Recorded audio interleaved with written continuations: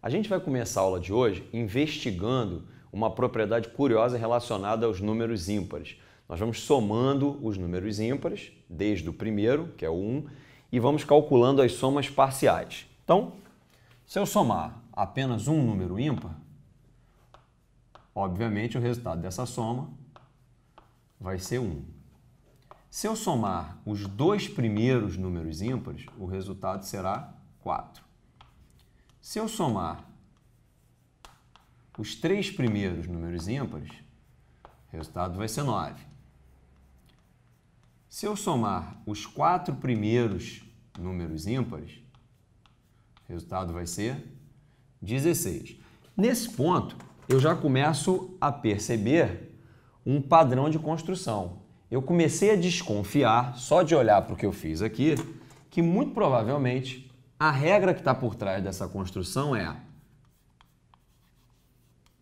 que a soma dos n primeiros números ímpares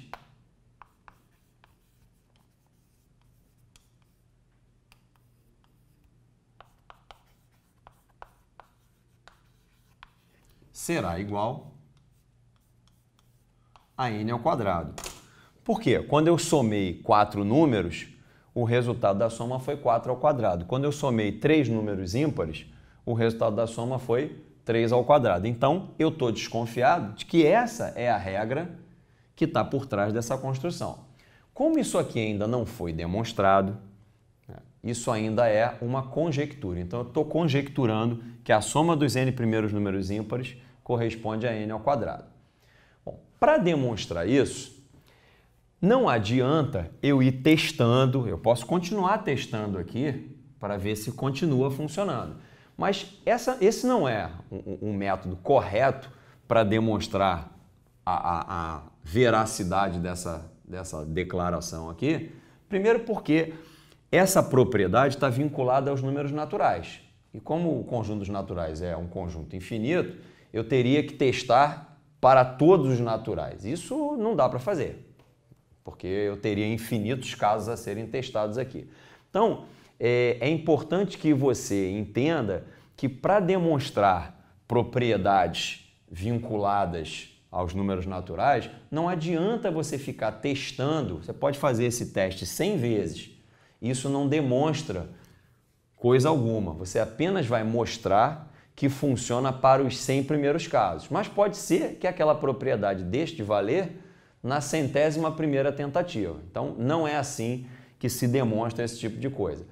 Há várias maneiras de demonstrar isso. Uma delas, né, a mais famosa, é utilizar uma ferramenta popular na matemática chamada princípio da indução finita. E esse é o tema da aula de hoje.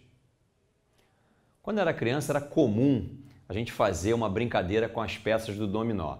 Essa brincadeira consiste no seguinte: você pega as peças do dominó, coloca as peças de pé, uma na frente da outra, pode ser em linha reta, pode ser fazendo curva ou caminhos sinuosos, e aí você empurra um desses dominós.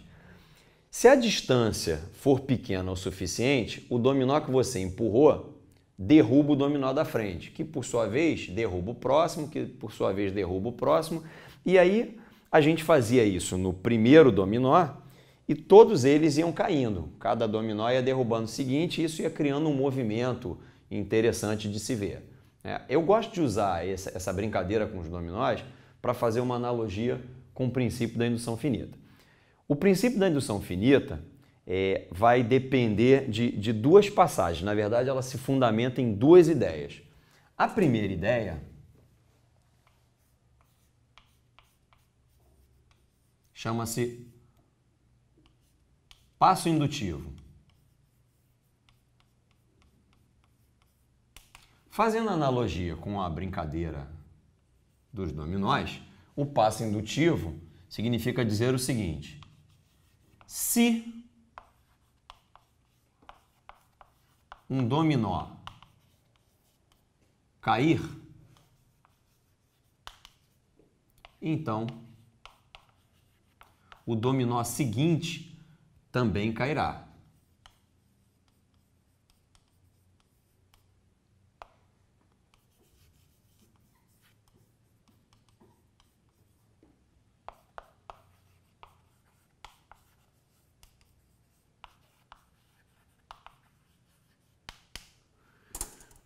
Perceba que só essa afirmação não garante que os dominós venham a cair. Se um dominó cair, o seguinte vai cair, mas pode ser que nenhum deles caia. Por isso, a outra ideia também é importante, é imprescindível para que o princípio da indução finita funcione. Ou seja, essa outra ideia que eu vou colocar aqui agora é importante para garantir que, de fato, todos os meus dominós vão cair, porque pode ser que ninguém caia.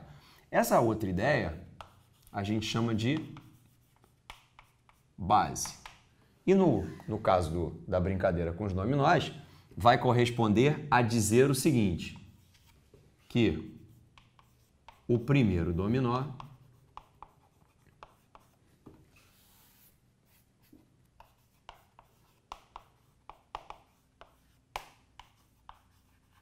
cairá. Então, juntando as duas ideias, eu garanto que todos os dominós vão cair, porque se o primeiro dominó cairá e se cada vez que um dominó cai, o dominó seguinte também vai cair, o primeiro derrubará o segundo, que por sua vez derrubará o terceiro, que por sua vez derrubará o quarto, assim até o final. Perceba que se eu só tivesse a informação de cima, isso sozinho também não garante que todos os dominós vão cair, porque o primeiro dominó pode até ser derrubado, mas o espaçamento entre os dominós pode não ser suficiente para que o primeiro dominó derrube o segundo. Então, para garantir a queda de todos os meus dominós, é imprescindível que eu tenha essas duas informações.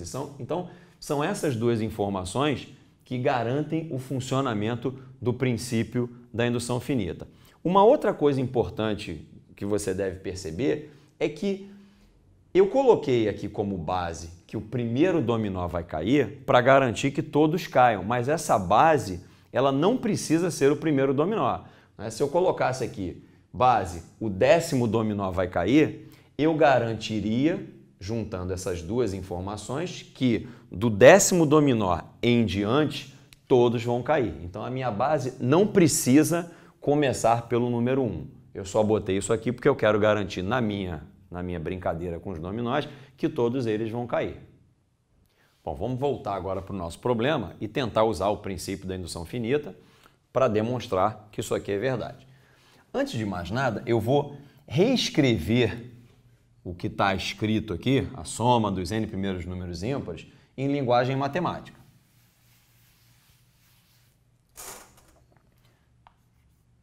Então, eu tenho 1 mais 3 mais 5, e isso vai seguir até o enésimo número ímpar. Esse enésimo número ímpar é representado dessa forma.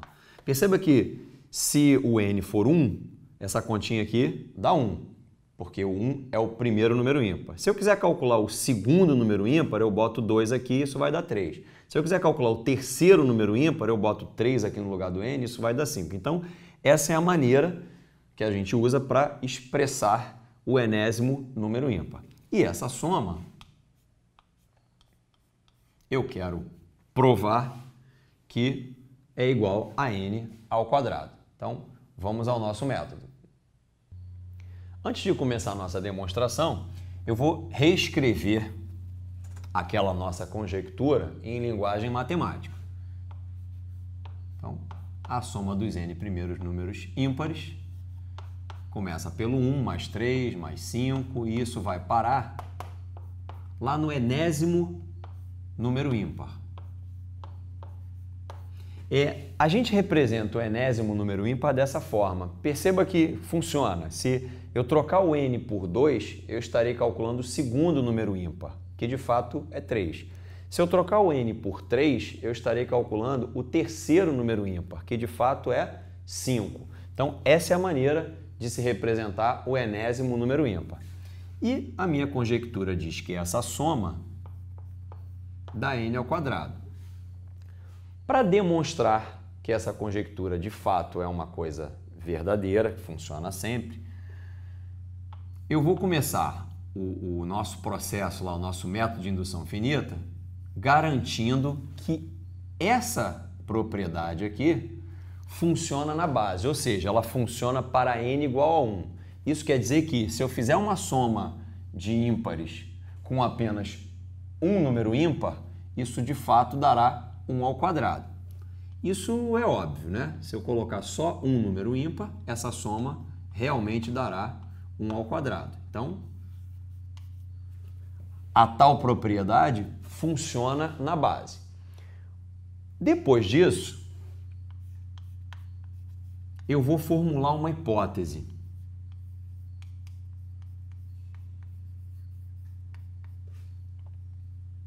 Essa minha hipótese é de que essa propriedade funciona para um determinado valor de n.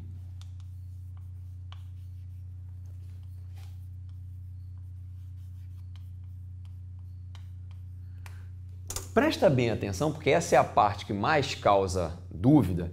Eu não estou dizendo que a minha propriedade vale para qualquer valor de n. Eu estou assumindo a hipótese que ela funciona para um determinado valor de n. E eu estou representando esse determinado valor de n pela letra K. O que nós precisamos fazer agora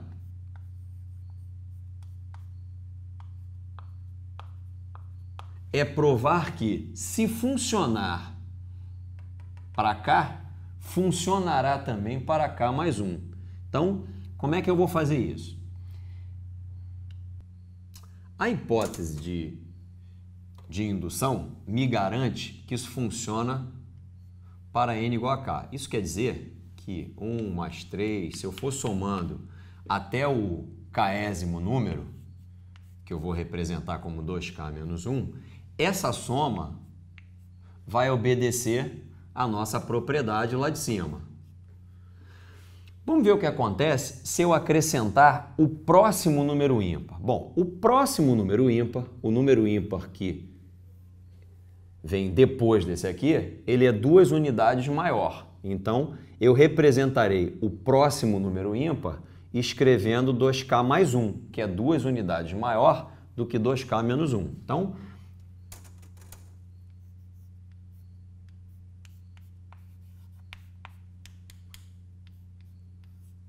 tá aqui o 2K menos 1 e o próximo número ímpar é 2K mais 1. Perceba que eu não posso dizer para você quanto é que isso aqui vai dar, porque eu ainda não sei se essa propriedade vale para uma quantidade K mais 1 de números ímpares. Mas, por hipótese, eu sei que essa soma aqui corresponde a K ao quadrado. Então, essa soma que foi proposta aqui, ela acaba ficando desse jeito. Só que essa expressão aqui corresponde a K mais 1 ao quadrado. Então, o que aconteceu aqui? Eu fiz uma soma de K mais 1 números ímpares. Eu sabia que até aqui a propriedade ia valer. Então, eu troquei essa soma por K ao quadrado. E aí, o que sobrou acabou dando K mais 1 ao quadrado, que é justamente o quadrado da quantidade de números que eu somei. Então, o que eu acabei de mostrar? Que essa hipótese aqui, a hipótese de que funciona para um determinado valor de n, força, né, implica que isso também funcione para K mais 1. Então, isso encerra a nossa demonstração. Essas duas etapas juntas, elas formam aquilo que a gente chamou de passo indutivo.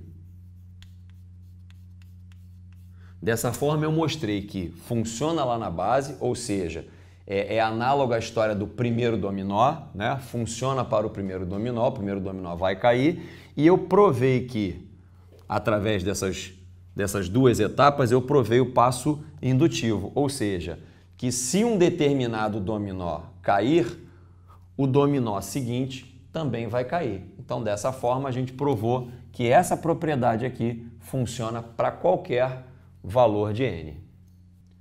Bom, essa foi a nossa primeira aula sobre o princípio da indução finita. Teremos outros encontros em que vamos aplicar isso que a gente aprendeu hoje, resolvendo diversos problemas. Conto com você até lá.